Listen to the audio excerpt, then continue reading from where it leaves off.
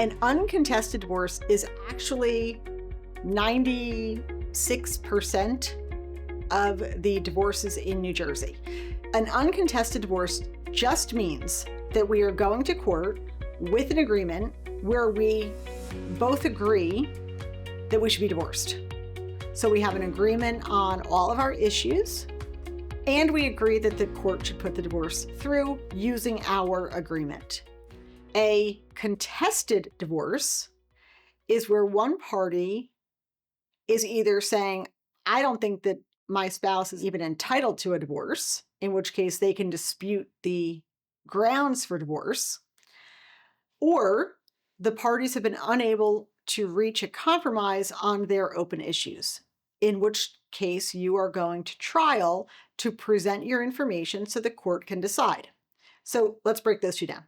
So if the plaintiff, wife, files a complaint for divorce and alleges adultery by her husband, then it would be up to her to prove adultery to get that divorce. If she, however, pled for irreconcilable differences, she would then prove that for 6 months, they have not been able to maintain a happy home. So the cause of action may be a contested issue, even if we agree on every other issue. Conversely, maybe the cause of action is not contested. Someone filed for 18 months separation, and in fact, there's no contest. You've been separated for 18 months. But what's really at issue is support or custody or division. Then you would present to a judge in trial your proofs as to those issues and your demands as to those issues, i.e., this is what I want.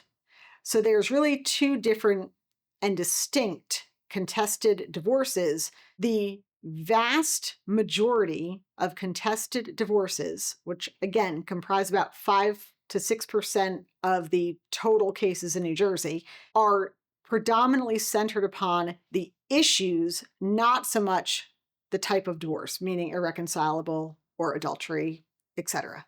If you choose to self-represent, you are held to the same standards as an attorney, meaning you are bound by all the same deadlines, all the same rules, and have all the same expectations. Failure to meet those expectations, those deadlines, those mandates could result in your case being dismissed, or even worse, the other side getting the benefit of a default hearing. Can you file at the courthouse on your own? Yes, absolutely you can. Should you file at the courthouse on your own? No. But if you choose to, understand there is a large risk associated with that decision. The court cannot give you legal advice, nor can they protect you from yourself. The only way to protect yourself in a divorce situation, whether you think it's uncontested or not, is by retaining counsel to walk you through the process.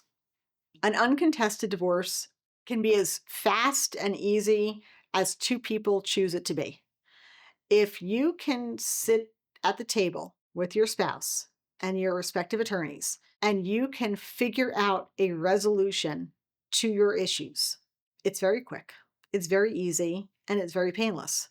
It's also very uncommon because typically two parties come in and they have, let's say, 10 issues. They can easily resolve 6 of them. They can get information to get to the resolution of 2 of them. But then there's those last 2. And it's those last 2 that can complicate or muddy the waters. As to timing of a divorce, what you want to remember is it is your future that you are outlining. It is your children's future that you are outlining. It is not a process to be rushed through. It is a process to be worked through. If you can put emotion aside, that work is easier and it goes faster. If you can't, the same work gets done, it just gets done harder and for more time. If you have any questions about the difference between uncontested or contested divorce, give us a call at Jersey Coast Family Law.